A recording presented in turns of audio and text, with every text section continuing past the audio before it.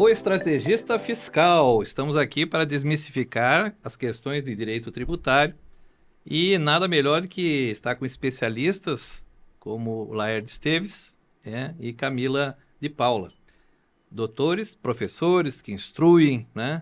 E falar de cálculo de base de imposto, que deixa todo mundo assustado, não é isso, Laerte? Boa noite. Hoje nosso tema é imposto de renda do profissional liberal, Vitor. Muito bem, é isso, Camila. Exatamente, a gente vai trazer vários aspectos, né? Conceito, falar um pouquinho do cálculo em si, vários pontos importantes. Nós vamos começar uma sistemática, assim, de fazendo classificações, que é o mais importante para que quem está nos assistindo acompanhar. Nós teremos alguns conceitos para que a matéria chegue ao final com essas dicas, né?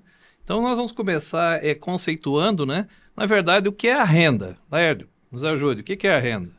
Olha, a questão da renda é uma questão que lá no início sempre foi muito polêmica. E eu entendo que a doutrina, ela gerou muita confusão. Mas na economia, renda é uma coisa muito simples. É o produto do trabalho, ou seja, o resultado do trabalho de uma pessoa física, é o resultado do capital, é o resultado, ou às vezes, do capital e do trabalho juntos. Muito bem. Então, assim, só resumindo, né? Vamos lá. O que seria a renda? A remuneração, né, Laércio? A remuneração recebida ali por fontes produtoras, que aí entra essa classificação, né? Dividido em três. O salário, né? Isso, O exatamente. salário. É o trabalho, é o esforço humano ali. Aí o capital, a renda do capital. A renda do capital nós poderíamos colocar o seguinte, a mais clássica de todas, os juros. Sim. Então, tem os juros remuneratórios. Tem o aluguel também, né? O aluguel. Existe, então, a mais tradicional, que inclusive no próprio imposto de renda, é taxada como ganho de capital, que é a diferença entre a compra e a venda, por exemplo, de um imóvel. Ou seja, toda vez que você vende um ativo, aquele lucro do ativo é a renda do capital. E quando a gente fala do capital mais trabalho, quando a gente soma essas duas coisas, a gente entra, por exemplo, numa empresa, né, Laércio? Ou então num produtor rural, que aí ele vai ter máquinas, ele vai ter toda a produção do trabalho em si. Então você envolve as duas coisas, né? É a combinação do trabalho com a combinação do capital, Exatamente. Muito que bem. gera o lucro líquido. Aí nós temos essas rendas, né? E vamos fazer uma grande divisão, porque é o que importa ao tributarista, entre pessoa física e pessoa jurídica. Então nós temos, né, a pessoa física também tem a renda, como a jurídica também tem. Vamos conceituar primeiro essa grande diferença, né? Tá, vamos separar primeiro pessoa física de pessoa jurídica, né? A pessoa física, ela é o ser humano. É o indivíduo ali, né, que vem do nascimento, recebe um CPF, uma certidão de nascimento. Esse é o conceito de pessoa física, né? Quando a gente entra na pessoa jurídica, a pessoa jurídica já é uma entidade, né? Uma sociedade ali de uma pessoa, duas ou mais que se formam para uma finalidade específica. Ah, eu quero vender sapatos, por exemplo. Então, essa é uma pessoa jurídica, que ela tem um CNPJ que a identifica. Sabe, quando a gente visita o escritório de contabilidade, é uma coisa assim até engraçado. Ele fala, você quer tributar no CPF ou tributar no CNPJ? Então, aí vem esse conceito, então vem essa separação. E o profissional liberal ou autônomo, ele é tributado no CPF. E o que diferencia isso daí? Olha, o rendimento, a renda, o conceito de renda serve tanto para a jurídica como para a física. Mas aí existe uma coisa assim, a base de cálculo, que é muito questionamento. Muito bem. Então, a base de cálculo de um assalariado a legislação prevê uma forma específica. A base de cálculo do autônomo, do profissional liberal, é outra base de cálculo. A base de cálculo do produtor rural se assimila muito com a tributação de uma pessoa jurídica. Então, o imposto de renda, ele trata as pessoas, a base de cálculo, de forma distinta. Então, por exemplo, só na pessoa física, né, Camila? Nós somamos o quê? São 7 bases diferentes. São né? seis bases. 6 bases, porque assim, cada um tem a sua base, cada um tem um método de cálculo ali, né? Vai depender das especificidades da profissão, né? Que a gente está analisando Olha, ali.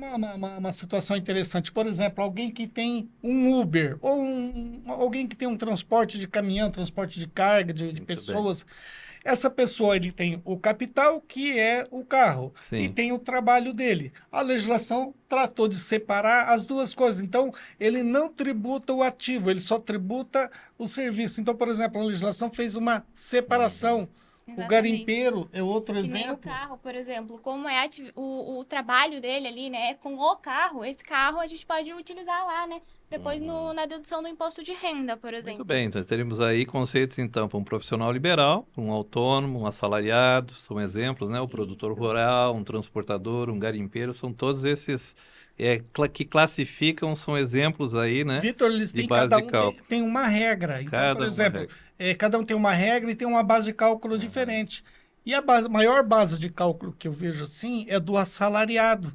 O Sim. assalariado tem muito pouca dedução, mas até porque também ele não tem custo para produzir a renda, né? Sim. É que nem quando você vai comparar com uma empresa que ela precisa pagar imposto de renda, pagar funcionário, pagar Tem um o custo monte de produção da né? receita. O custo de produção, o aluguel ali, todos esses valores, né, não se Vamos comparam com o conceituar para assalariado. ficar, pessoas que estão nos assistindo, estão gostando dessa matéria, mas assim, vamos conceituar no direito tributário o que é o profissional liberal, né?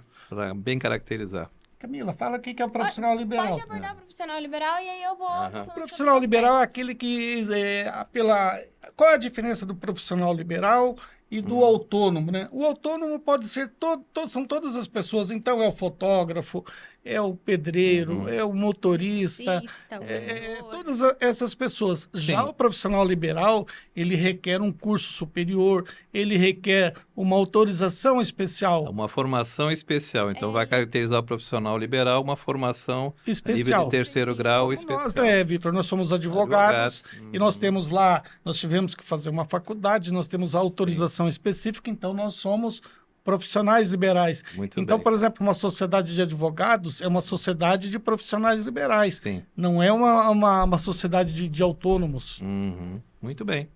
Falando nessa sociedade de profissionais liberais, aí nós vamos ter também a questão da pessoa jurídica, né? Quando paga, aquela questão da retenção na fonte. Muitas pessoas ficam se perguntando essa situação, às vezes vem lá o olerite, a pessoa tem um rendimento bom, mas tem a famosa retenção. Retenção na Ele fonte. já paga imposto todo mês. Perfeito. Então, Tá, então só pra Vamos gente lá. entrar aqui, né? O que é a fonte pagadora primeiro, Aham. né? A fonte pagadora vai ser a pessoa física ou a pessoa jurídica que faz essa retenção dos impostos, né? Ela paga o rendimento e ela também faz a retenção.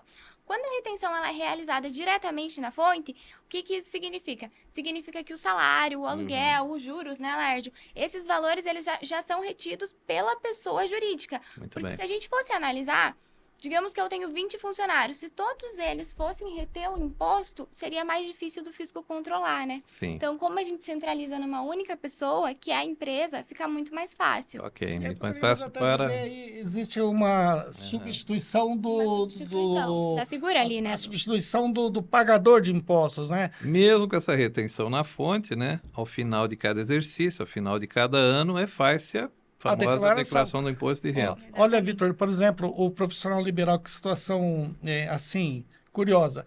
Todo mundo acha que o imposto de renda é anual, e não é. Ele é mensal. Então, por exemplo, as pessoas sofrem retenções todos Sim, os dias. todos os meses, né? Todos os meses.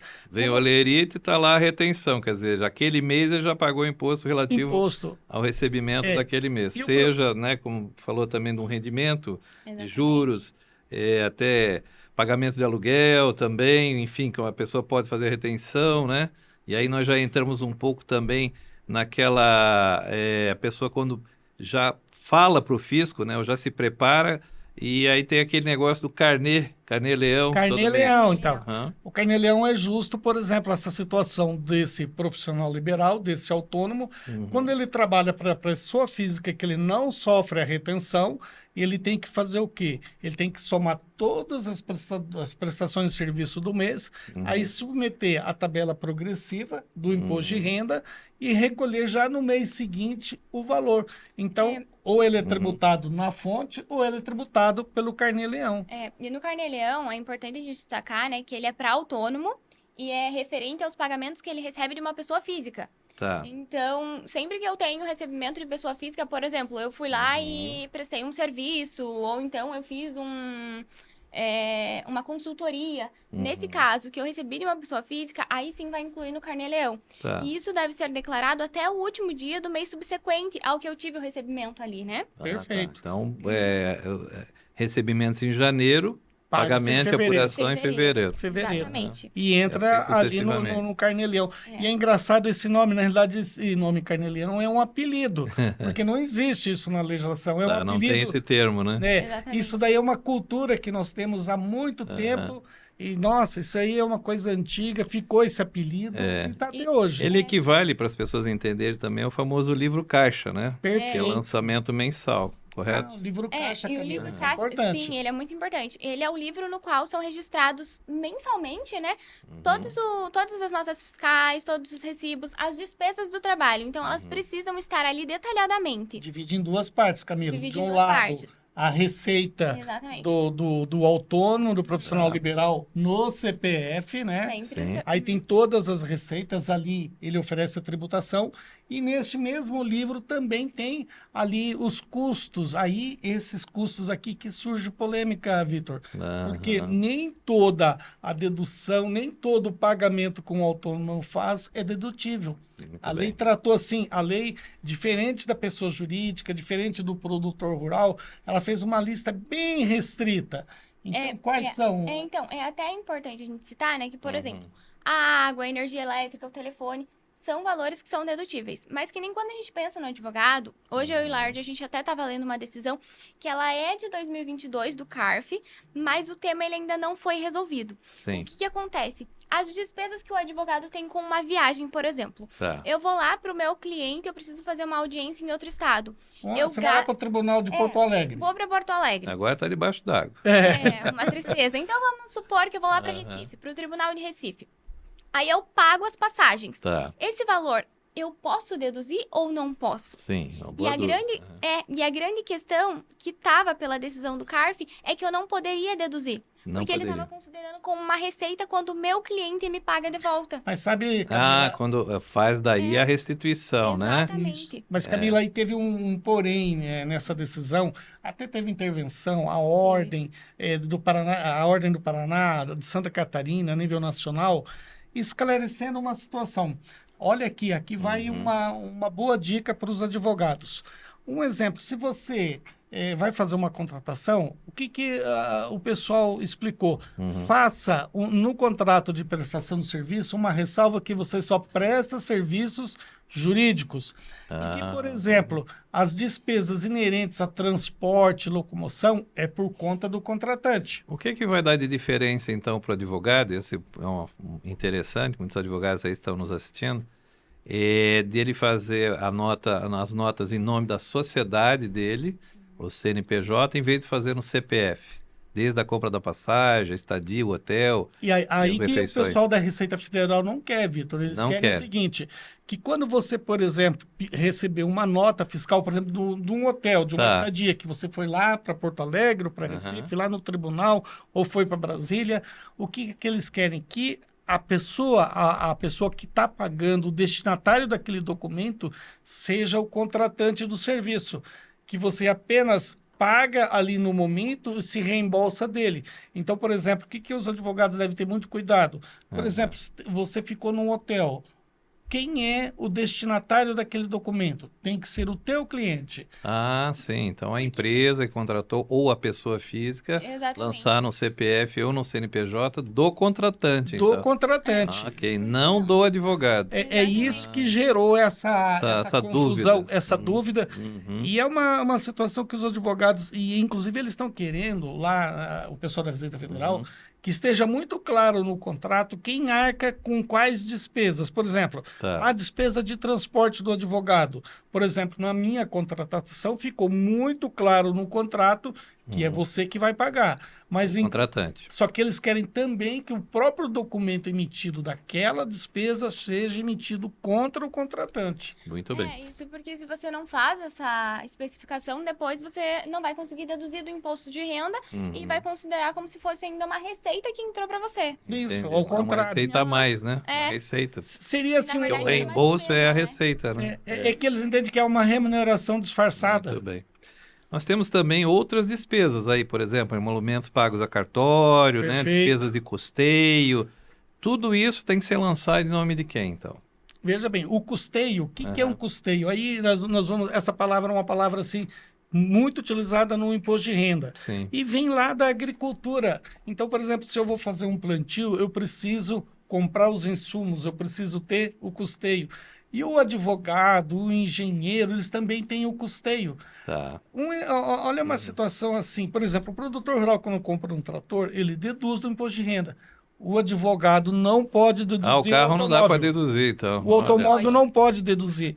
Olha só a incoerência. É porque você tem que ter relação direta com a atividade, né, Laércio? Isso. Agora, o advogado, ele não pode deduzir o carro, mas se eu estiver falando do Uber, do taxista, aí sim. Ou do transportador, que ele usa o caminhão, que é o veículo, Aí né? a legislação já prevê a dedução. Muito bem. Olha só, eles entendem que olha só, Vitor, uma situação.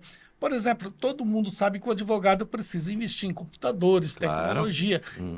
Por exemplo, quando você faz esse investimento em computadores, eles entendem que isso está, inclusive, escrito na legislação. Você não pode deduzir a base de cálculo. É, que assim, vale destacar, né, que o computador do escritório, ele é um item que ele é depreciável, né, Laércio? Sim. Só que ele não vai entrar na dedução do imposto de renda. Não entra na dedução Eu comprei um bom computador de cálculo. 4, 5 mil reais naquele ano de exercício, com nota fiscal, em nome do CNPJ. Não, veja bem, Vitor. CPF do escritório. No CPF. Já na pessoa jurídica pode. Aí sim. Olha, torna-se um imobilizado, então. Nós temos umas incoerências na legislação. Quando você trabalha vamos supor, você é uma sociedade de advogados. Se você tem uma jurídica, aquele computador, muito bem, pode depreciar e pode fazer dedução. Já na pessoa física não pode. Não pode. Daí uma grande diferença. Já uma grande diferença. Nós temos, assim, o nosso sistema, tanto que o objetivo até da reforma tributária é retirar essas incoerências. Claro. Eu constituído em pessoa jurídica, posso descontar o computador. Já na pessoa física, não. Segue a mesma linha as despesas correntes do escritório, locação, telefone, internet, luz. Tudo isso é dedutível. Segue a mesma linha, né? A despesa para ela, a despesa necessária, né? Que são aquelas que são imprescindíveis para a realização do negócio, que nem foram essas citadas, né? Ali o aluguel, a luz, a água, né? Essas despesas, elas podem ser, sim, deduzidas. Agora, quando a gente trata de outros fatores, né? Que nem o carro, que a gente comentou, um computador que é diferente, aí a gente não consegue. Sabe o que o fisco interpreta, Vitor? Que você, como advogado, você pode trabalhar sem automóvel. Ele não é importante para você. Então, esse é o entendimento. Os que não sabem que a gente tem que rodar aí, né? Não sabe. Aqui em Curitiba são 20 cidades na região metropolitana e a gente costumeiramente tem ações aí nas cidades vizinhas, eles nas comarcas vizinhas. Que esse custo aí, ele não é necessário. Você poderia... E com o transporte público... né? Ou de carona com o cliente, ou, né? Perfeito. Enfim, não tem um gasto. Outra opção, né? Então, é incoerente. Isso é incoerente. Uma situação, por exemplo, o advogado, quando compra livros, dedutível, é muito polêmico. Então, por exemplo, olha, nós vimos um caso do dentista. O dentista, por exemplo, tudo que ele usa para fazer ali o trabalho dele é dedutível. Já o advogado... Por exemplo, às vezes as nossas vestimentas, ela faz parte da nossa tradição. Mas aí se você entrar no dentista, quando você fala do jaleco dele, você também não consegue deduzir. Mas só o material de trabalho só que o material em si. A broca, a amálgama, flúor, etc. que ele passa. Muito bem. Profissional sem vínculo empregatício, temos algumas informações de como se daria... onde localizar, né? Temos algumas informações a respeito disso, Camila? Bom, o profissional sem vínculo empregatício, a gente consegue pensar ali no próprio autônomo, né? Que a gente tratou agora. Então, ele trabalha por conta própria, ele assume os próprios riscos, né? E a execução ali da atividade dele vai ser de forma eventual, de forma não habitual. Então, a gente tem... Autônomo não é empregado. Ele é autônomo, né? Autônomo. O próprio Mas nome olha uma situação nova, que a questão da pejotização, né? Isso. A pejotização. Na verdade, a pejotização hoje, ela está saindo... alguém que trabalha numa empresa sai daquela empresa com vínculo empregatício, só que constitui uma jurídica. Então, é uma relação de jurídica para jurídica. Sim. Era alguma coisa até tempos atrás, assim, não aceita. Hoje o Supremo falou, olha, a pejotização é uma coisa normal. Então, Era possível antes só Então para não algumas haverá atividades vínculo de específicas. trabalho, não se caracterizará o vínculo de trabalho, né, pela pejotização, e ela passa as questões de imposto serem tratadas pessoa jurídica para jurídica. de jurídica para Exatamente. jurídica. E, na realidade, nós poderíamos ter dizendo ali que teria um autônomo, né? Então, por exemplo, o sentido da pejotização hoje é de jurídica para jurídica, não de jurídica para autônomo. Muito bem. Muito bem. E chega ao final do ano, e agora, esse mês corrente, nós estamos exatamente fazendo aquele ajuste, né? Que faz a apuração sempre do exercício anterior, dos 12 meses anteriores, né? Perfeito. Como ficam essas situações aí? Quais as retenções, né, Camila? O que Eu acho. acontece com essas rendas de 12 meses, sempre do ano anterior, né? Então, eu acho que é importante a gente tratar, né? Que primeiro a gente tem que considerar o que foi despesa da atividade Tá. e o que foi receita, né? O que você recebeu e o que você gastou. Então, vamos considerar, por exemplo, uma pessoa que recebeu R$ 4.000. Nesses R$ 4.000, eu posso computar aí o INSS, o ISS, que são todos os valores que são deduzidos da base de imposto de renda. Então, se eu tenho 4.000 ali de salário, já vou deduzir R$ 800 de INSS. Profissional liberal, não tem salário. O termo salário a gente utiliza. Renda, Profissional vamos liberal. falar A renda. renda. o O rendimento. profissional liberal, a gente utiliza o termo de rendimento, né? Mas o salário, se fosse uma pessoa física que está vinculada a uma Sim. empresa, né? Mas vamos Então- fazer. Quando ele falou do ajuste, vamos supor, nós temos 12 apurações mensais, 12 Bem. apurações anuais. É. Janeiro, fevereiro, março, abril e assim vai. Tá. Quando chega no final do ano, que você vai entregar, o autônomo ou profissional liberal vai entregar sua declaração de rendimento, Sim. aí ele vai somar as 12, as 12 apurações. Só que tem uma situação aí. Por que geralmente o profissional liberal tem imposto a restituir? Se ele trabalha para a jurídica, ele teve a retenção na fonte. Muito bem. E se ele trabalha concomitantemente com pessoas físicas, ele recolheu pelo Carnê-Leão.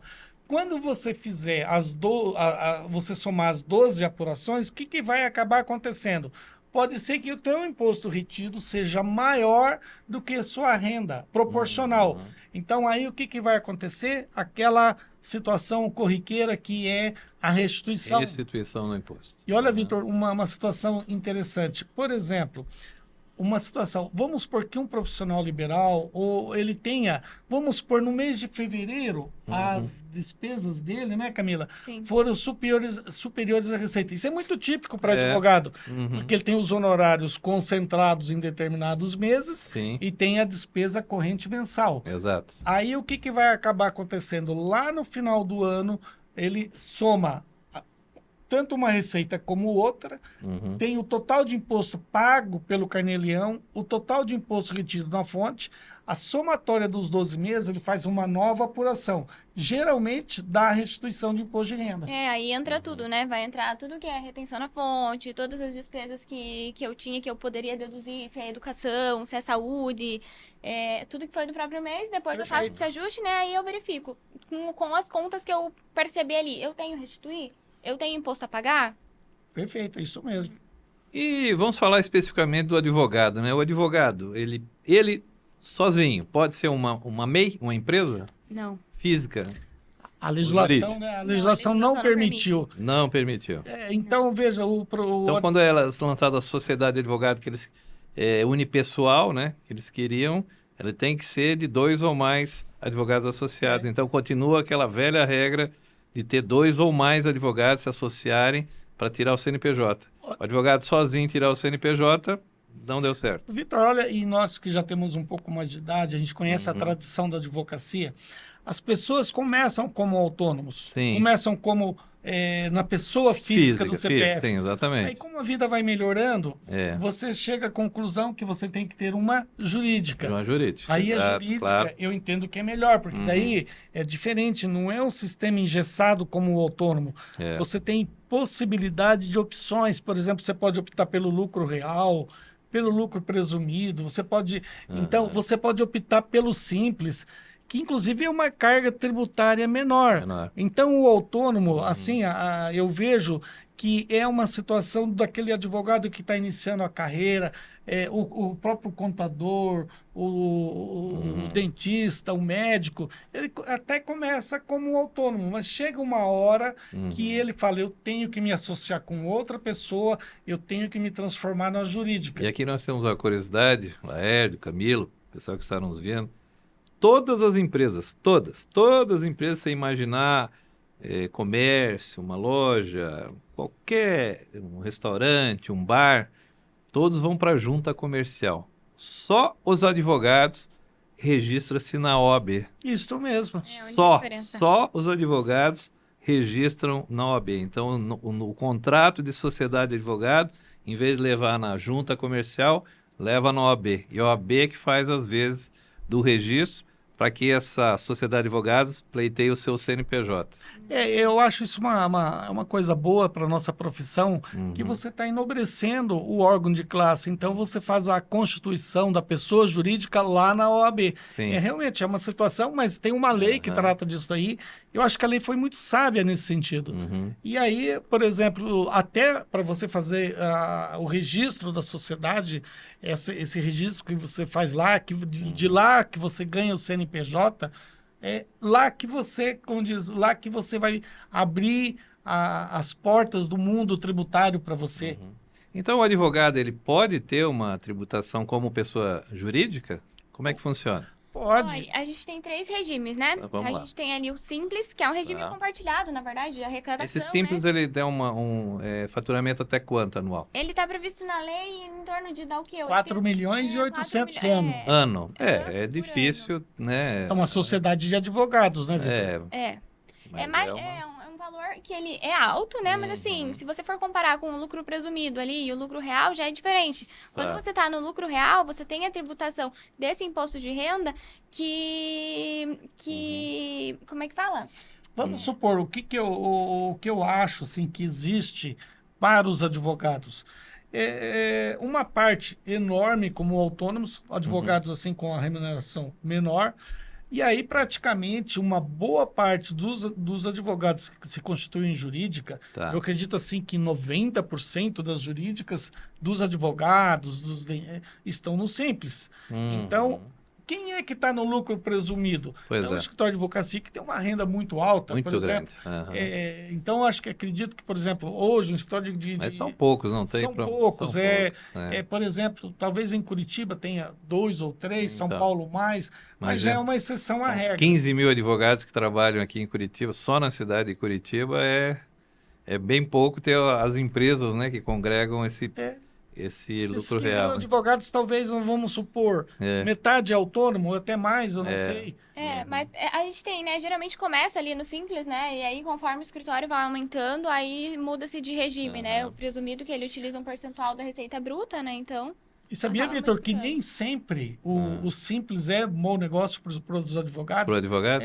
Tem que analisar a questão. No lucro presumido, você pode pagar um valor menor, no lucro real. É uma situação... Tem que fazer um estudo, né? Tem que fazer um estudo. Tem que fazer um estudo. É uma matemática. E nós temos outros tributos que o profissional liberal tem que pagar. O que seriam exemplos desses tributos que o profissional liberal tem que pagar? Olha, você vai pagar o INSS, que o profissional, que era aquilo que eu estava falando lá, e o Laird preferiu, né, mudar o assunto, mas assim, o profissional liberal, ele vai arrecadar o INSS também, vai arrecadar, por exemplo, o ISS para o serviço. Ele tem 2 INSS, o próprio, a contribuição dele como autônomo, e tem, se ele eventualmente estiver empregado, sobre a folha. Sim, ele está lançando a nota, tem o ISS-QM, tem o tributo municipal também, o ISS fixo. Tem o alvará que tem que pagar todo ano também, não é? Tem uma série de questões. E aí, quando a gente fala do imposto de renda em si, né, da base do imposto de renda, aí a gente entra ali na tabela de alíquotas do fisco. Então, a gente tem a tributação, ou a pessoa é isenta, ou ela paga ali de 7,5% até 27,5%. Isso. Para o ano de 2024, a gente tem aqui os valores, né? Que quem recebe acima de R$ 4.664,68... Mensal, né? Mensal. Esses valores são mensais. Se for anual, o mais baixo ali para pagar tributo é 30.600 e alguma coisa. Então, se eu estou abaixo desses 30 mil anual, que daria 2.000 e 200 e pouquinho mensal, eu tô na alíquota zero. Tá. Agora, se eu já começo a entrar dentro dessas casinhas, aí eu vou observando em que casinha que eu me encaixo para pagar, entendeu? Cada faixa é tributada. Então, Cada E faixa essa é um renda, valor. o mesmo exemplo dessa renda para a PJ. Vamos dizer, está faturando os mesmos valores, 4 mil, 5 mil mês. Só que essa receita entra com PJ. O imposto de renda a pagar, Veja o que muda? muda Muda o bastante. valor, né? A alíquota ali. A base de cálculo é outra. Uhum. Ó, um exemplo, hoje uma empresa do lucro presumido, você pode colocar todos os tributos somados juntos, representa 11,33% do faturamento. É menor que um autônomo. Por exemplo, se você tiver a mesma renda do autônomo, Tá. nós fizemos uma simulação de cálculo lá. Na base de quanto, para ter um exemplo é quase de valor? o dobro, Vitor. Não sei, mas em termos de faturamento ou rendimento, Ó, sobre que valor? um exemplo. Vamos dizer, 10 mil reais que receba um Não, advogado. 10 mil reais porque aí 10 mil reais fica abaixo, né, gente? as deduções pode chegar ali e dar uma renda líquida de 30 mil. Mas vamos supor um profissional assim que tem uma boa renda. Um exemplo, vamos supor 50 mil reais mês. No ano, 600 mil. Tá. Se ele leva esses 600 mil a tributação na pessoa física, é muito alto. É um terço, né? Fica É um 200 terço. mil, leão, né?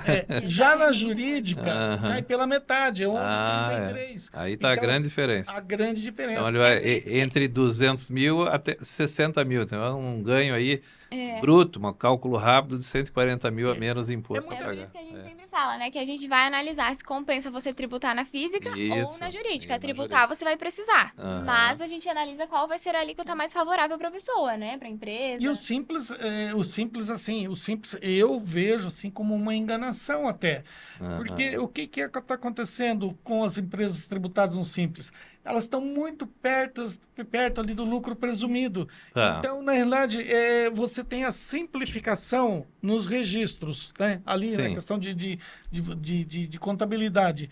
Mas a diferença não é grande. Agora, Você está falando no resultado financeiro, porque a em termos questão valores de é muito recolhimento, né? parecido. É porque daí é um valor simples, não. Um valor fixo no Simples, né? Então você acaba não Uma analisando alíquota. se a pessoa está chegando ali no valor do presumido, né? Sim. Então está muito próximo aí a tributação entre esses dois sistemas. O autônomo que eu vejo, o autônomo profissional liberal, eu acho muito desproporcional e é uma das coisas assim que eu fico às vezes raciocinando. Por que a legislação ela é dessa forma? Será que ela quer induzir que ninguém seja autônomo? Eu penso dessa forma. Por que se faz isso? Laércio, veja, vamos seguir um exemplo aqui que deu uma polêmica muito grande, que alguns juízes, nas varas do trabalho, quando o trabalhador liquidava aquela situação da sua reclamatória trabalhista, e um valor grande, considerável, em que o juiz determina o recolhimento, um valor Retenção alto, na fonte, né? 27,5% era obrigado a recolher em cima do saque do valor depositado, tinha que apresentar a guia, ou seja, o próprio ali, a Caixa já recebia a guia de imposto. Sabe que isso mudou, né?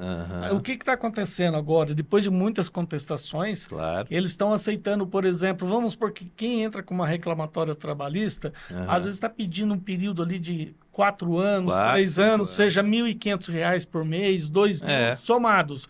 Aí eles estão permitindo, a própria Receita Federal hoje permite que se faça um desmembramento. Aí sim. Aí você vai tributar, por exemplo, a cada mês R$ 1.500. Você recebeu aqui em 2024, mas a tua reclamação, os anos, era desde 2020. Então, eram 4 anos acumulados. Acumulado. Você tem um recebimento concentrado, mas de vários meses. De vários meses ou anos, né? Ou de anos, isso vários mesmo. exercícios, né? Isso modificou. Tá. E também, se houvesse a falta de retenção, né, é importante lembrar que o contribuinte ainda assim, ele não está desobrigado de pagar o tributo, ele ainda continua obrigado. Então, se, por exemplo, ou a empresa retentora não fez essa retenção, ou se ela fez de forma incorreta, cabe ao contribuinte depois fazer esse ajuste.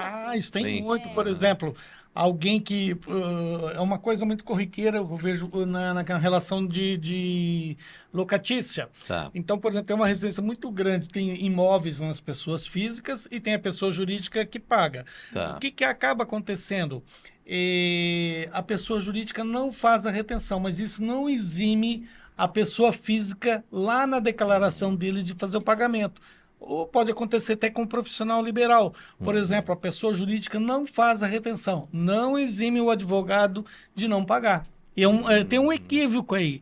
As pessoas acham que ele não reteve, eu não preciso pagar. Não é bem assim. Vai precisar, porque se ele não fizer essa declaração depois de ajuste, ele pode cair na malha fina, né? Sim. Aí a gente tem multa, tem juros, uma série de questões que serão mais prejudiciais, né? Sim. Pois é. Nós tivemos uma reforma há pouco tempo aí. Como é que ficou o profissional liberal nessa Na reforma tributária. aí? Sabe, Vitor, analisando essa questão da reforma tributária, no início eu achava... De imediato, né? Eu achava que a reforma seria uma coisa boa.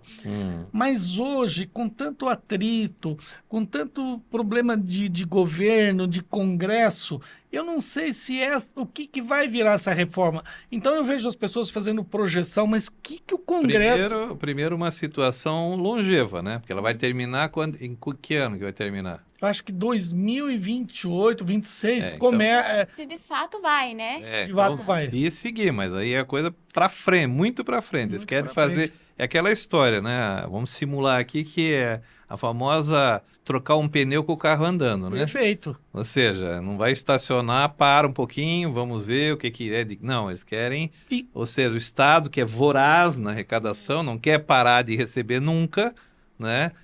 E tenta, de alguma forma, beneficiar o seu pagador de imposto. Mas a massa de arrecadação não vai mudar. Pois é, Só rapidinho, né? Quando a gente pensa ali, né, no profissional liberal e na reforma, de imediato, quando a gente olha, não muda nada, né? Sim. Então, por enquanto, não teve. Mas como essa questão tá muito imprecisa no Congresso, o que a gente sabe ali? Que depois de aprovada, em tese, vão ser os sujeitos ali, o CBS e o IBS. Isso. E Um exemplo, o próprio autônomo vai ficar sujeito... Doutora Camila, tem gente que está Explique, escutando, falou muito rápido, CBS e IBS. Vamos traduzir o que é isso aqui. Vamos lá. Essa parte large gosta de traduzir imposto. Sujeito CBS e IBS. Imposto sobre bens e serviços. Então, o IBS junta o ICMS e o ISS. É por isso que, a princípio, o ISS vai cair, né? Isso. Bem. E vai desaparecer o ISS fixo dos advogados. E o que entra no lugar? Talvez um valor de 5%, 6%. Então, olha... Sobre a receita daí. Sobre a receita. Sobre a receita. Olha só o problema hoje do autônomo. Então, o autônomo, eu entendo que ele vai ser sacrificado na reforma. Ah, é? Ele vai sair de uma situação... vamos supor, o que eu estou vendo assim, enxergando no autônomo com a reforma? Vai aumentar a informalidade. Vai, porque como, por exemplo, se o autônomo, em regra, ele já tem um rendimento baixo. Não, mas ele não vai sair do CPF e vai para a CNPJ para prejudiciar daí? Eu estou falando que a figura do autônomo será praticamente É que eles estão inviável. forçando a abrir empresa mesmo, Abrir né? empresa.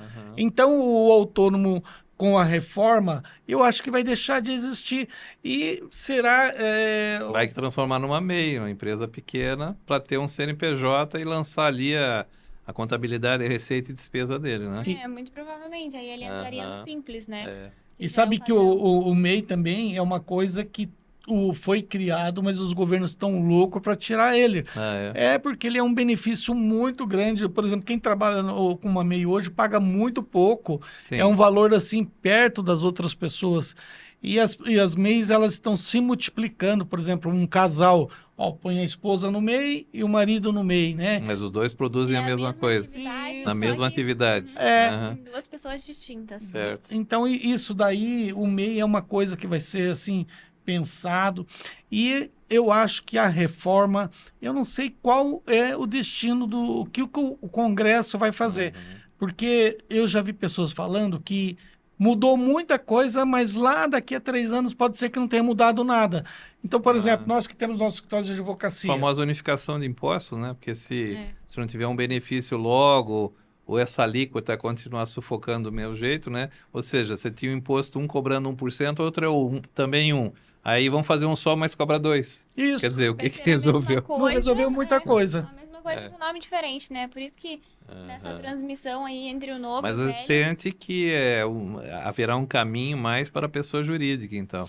A indução... E deixando cada vez menos a tributação de pessoa física, mesmo como um autônomo, Hoje já está Aham. acontecendo isso, porque se a gente Aham. pega hoje um autônomo, por que você vai ser autônomo? Porque você tem até uma dificuldade de contratação. Por exemplo, numa relação, você vai trabalhar para uma pessoa jurídica, ninguém quer Uhum. contratar um autônomo. Tá. Então, o autônomo, ele ficou, ele, cada vez mais ele está Uhum. sendo assim, compelido Sufocado, a não né? ser É. autônomo. E isso linka com aquilo que aconteceu, que nos trouxe a cultura, que a Covid nos trouxe a cultura, do home office, né? A Covid nos ensinou que muitas das vezes os trabalhos podem ser realizados. Nós mesmos, advogados, nós sentimos muito essa situação em que o escritório, por essa tecnologia, porque hoje já não temos mais papel, não temos mais Sim, fórum. Então, esse deslocamento e atendimento, hoje um cliente pode ser atendido de casa. Ele está lá na casa dele, sim. uma ligação de WhatsApp com vídeo, ou qualquer outro meio de videoconferência, você trata com o cliente, conversa com ele lhe manda virtualmente a documentação necessária, a própria procuração hoje em dia é assinada digitalmente, ou seja, Sim. você tem uma situação de que o espaço físico, né, e a pessoa pode comandar da casa dela, né? Claro. Exatamente. Uhum, sem precisar ter essa modificação e trabalhar por dentro de uma empresa, de ter fixo o escritório, de ter vários trabalhando ao mesmo tempo, né? Forma-se, na verdade, uma rede de pessoal, todo mundo em home office, E o, né? e o sistema tributário é engraçado, ele sempre Aham, vai atrás dessa situação nova. E aham, essa situação nova, essa questão da legislação tributária, a reforma, eu acho que a reforma, o pessoal fala, ela chegou atrasada. Mas eu não sei se ela chegou atrasada, o que está. Nós vamos ter muitas novidades. Olha, eu não me surpreendo se não uhum. tiver um ato do Congresso que queira voltar tudo para trás. Ah, é? É, Deixa Vai tudo como depender do que está. vai ser mais favorável, Nós né? tivemos agora uma experiência recente que o governo acabou sendo derrotado, daquela questão das empresas, né? Da questão de tributação, não, das 17, né, empresas que tiveram aí a a questão tributação. da contribuição previdenciária sobre a Exatamente, folha, né? sobre a folha ou sobre rendimento direto da empresa, né? Sobre faturamento. Foi uma queda de braço muito grande, né? Foi Mas uma queda de braço muito grande, sabe o né? que que eu acho, assim, Vitor, analisando essa Uhum, situação? Eu acho o seguinte, toda empresa, ela se amolda a uma quantidade de tributo que ela pode pagar por mês. tá. Então, por exemplo, essas empresas, elas reduziram, vamos supor, ela teve uma redução na tributação da folha. Como que volta agora uma tributação, dobra ou triplica essa tributação da folha? Será que esse empresário ele consegue repassar esses encargos para a pessoa da frente? É o que eu vejo da reforma. Por exemplo, Uhum. nós Mas isso aí foi advogados, regularizado agora, né? Nós teremos sim, aí por 4 anos, não se fala não se fala mais nesse nisso. assunto aí, né? Mas será que nós, os profissionais liberais, estão preparados para pagarem mais tributo? Uhum. Então, isso daí o Congresso vai refletir e eu tenho certeza que não vai passar essa, por exemplo, vamos simplificar o sistema? Tudo bem, É. desde que não aumente a minha contribuição individual. Até Uhum. porque é meio difícil a gente pensar em situação simples para Uhum. casos complexos, né? Claro, Então, lógico. não E é tão quando simples temos uma assim. máquina voraz que, né, Precisa da pres- arrecadação. quer, né, arrecadar cada vez mais e tudo mais, e, enfim, envolve toda uma sociedade, né? E a gente Exatamente. não vê, às vezes, o resultado final de tanta tributação, de tanto, né, imposto pago em benefício à própria população. É isso? Perfeitamente. E o imposto de renda, eu acredito que o imposto de renda não terá tanta Aham. alteração assim. Até porque a sociedade já se acostumou com o imposto de renda desse jeito. Então, não, A base sempre se mantém, a gente tem escalas ali a serem seguidas, né? é, Então, mais do Aham. que os percentuais, é meio difícil a gente ter alguma alteração, então assim. tá bom. Muito bem, estamos chegando ao final, né? Esse podcast Estrategista Fiscal, trazendo informações, vocês vão poder participar com perguntas, será uma periodicidade semanal, né? Então Exatamente. nós estaremos aí trabalhando de assuntos específicos, assuntos das pessoas que mandarem, questões, E nós temos dúvidas, também né? e-books aí, né? Aham. Quem, por exemplo, deixar o cadastro dele vai A ganhar um gente tem, e-book. ó, só para ressaltar aqui, tá, pessoal? Então, assim, todas as quintas, a princípio, nós temos lives, tá? Aham. Lives ao vivo, com exceção dessa daqui que a gente teve que gravar, porque tivemos um problema com o canal do YouTube, né? Mas serão lives ao vivo, quintas-feiras, né, às 17 Perfeito. horas. E os e-books que o Lárgio comentou, Quem participa das lives, quem faz o cadastro anterior, geralmente ali a gente disponibiliza um e-book relacionado ao direito tributário, aos conteúdos que a gente está trabalhando aqui. Que bom, olha, veja só quantas vantagens aí. Vamos participar toda semana, quinta-feira, às 19 horas, estaremos aí participando ao vivo, recebendo questionamentos, né? E estaremos trazendo respostas, né? É isso? Exatamente. Um abraço. Vamos lá, pessoal. Obrigada, pessoal. Até mais. Até mais. Felicidades.